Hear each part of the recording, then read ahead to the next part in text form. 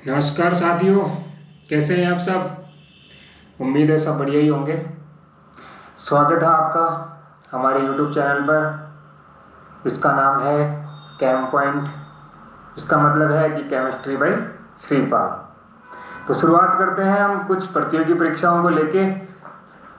राजस्थान की जितनी भी सरकारी एजेंसीज हैं, जैसे RPSC है, RSMB बोर्ड है, तो उन्होंने अपना कैलेंडर जारी किया है। और रिसेंटली RSMB बोर्ड ने जून 2026 तक का बहुत ही लंबा अपना कार्यक्रम है वो जारी कर दिया है। तो इसको लेके बहुत सारे डाउट्स भी आ रहे हैं कि जैसे अभी इसी महीने में अक्टूबर में CET 12th लेवल का एग्ज़ाम होना है, जबकि बोर्ड ने अगले साल के 2025 के जो CET से रिलेटेड जो भी एग्ज़ाम्स हैं उसमें CET का कोई भी एग्ज़ाम शामिल नहीं किया है और अगले साल का CET भी उसमें शामिल कर दिया है। तो आप लोगों के मन में ये संदेह हो रहा होगा कि भाई जब CET 12th लेवल के एग्ज़ाम सरकारी जिनसे नौकरी लगेगी, CET तो एक एलिजिबिलिटी टेस्ट हो गया, तो CET के थ्रू अगर एग्ज़ाम लगनी है, नौकरी लगनी है, वो शामिल ही नहीं है, तो हम लोग ये CET का एग्ज़ाम क्यों दें। तो ये इसका एक वैलिड पॉइंट ये भी है, आप अपनी जगह सही हैं कि भाई ये एग्ज़ाम क्यों दें, क्योंकि CET की वैलिडिटी पहले 1 साल होती थी, लेकिन अभी सरकार ने इसको बढ़ा के 3 साल का करने का निर्णय लिया है। वो अभी तक उसका फाइनल डिसीजन आया नहीं है। तो इसको लेके भी अभी बहुत सारी असमंजस की स्थिति है जो सरकार ने कोई क्लियर नहीं की है। तो आगे अपन देखते हैं कि क्या होता है, बट एग्ज़ाम दीजिए, अच्छी बात है, अपनी तैयारी को परखने का मौका है कि हाँ हम कितने तैयार हैं। बेस्ट ऑफ लक, जो भी अगले वीक में एग्ज़ाम होने वाली है CET 12th लेवल। हाँ, उसके अलावा मैं बात करूँगा अपनी अध्यापक भर्ती परीक्षा, जिसको अपन बोलते हैं रीट परीक्षा 2025 का आयोजन जनवरी में किया जाएगा।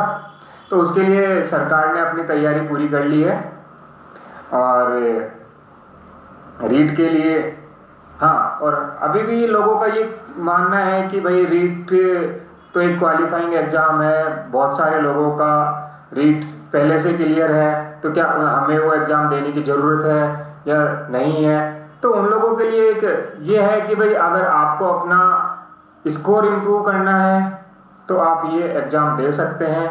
और बाकी तो रीट का जो सर्टिफिकेट है वो लाइफ टाइम वैलिड है।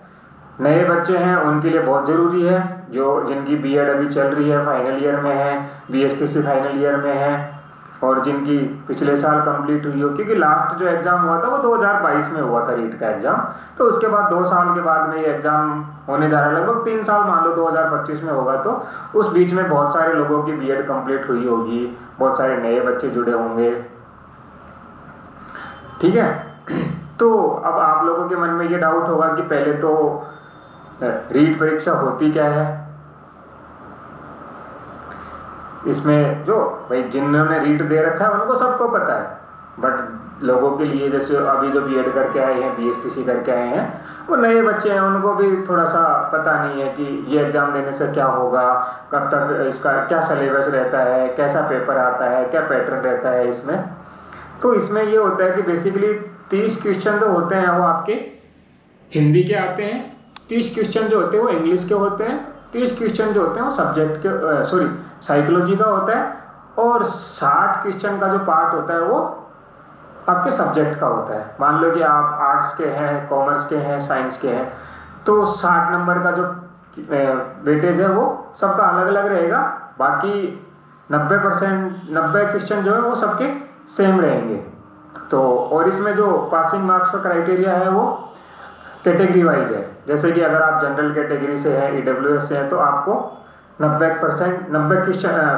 मार्क्स लाने हैं। पेपर होता है 150 नंबर का, 150 क्वेश्चन आते हैं, 1 नंबर का 1 क्वेश्चन होता है, नेगेटिव मार्किंग इसमें नहीं होती है। वहीं अगर बात करें अपन OBC, SC, ST और MBC, तो इन लोगों के इनके लिए जो है पासिंग मार्क्स का क्राइटेरिया है वो 55%, यानी कि 82.5 नंबर। तो ये आपका रीट प्री हो गया, इसको अपन एलिजिबिलिटी टेस्ट के नाम से जानते हैं। इसके बाद आता है आपका रीट मेंस एग्जाम। इससे पहले क्या होता था कि भाई लेवल 1 और लेवल 2 की जो भर्ती होती है टीचर्स की, उसके लिए रीट का एग्जाम दो, अपने जो नंबर आए, कट ऑफ गई, उसके हिसाब से आप मास्टर बन जाते थे। लेकिन पिछले बार सरकार कांग्रेस की थी,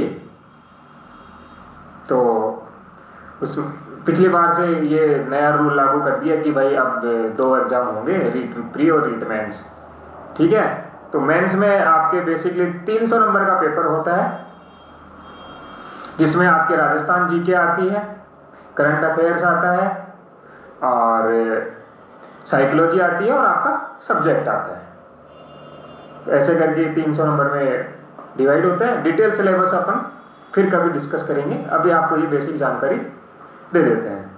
और हमारे YouTube चैनल पे अब आपको रेगुलरली क्लासेस मिलेगी, जिससे आप अपनी तैयारी को मजबूत कर सकते हैं। धन्यवाद।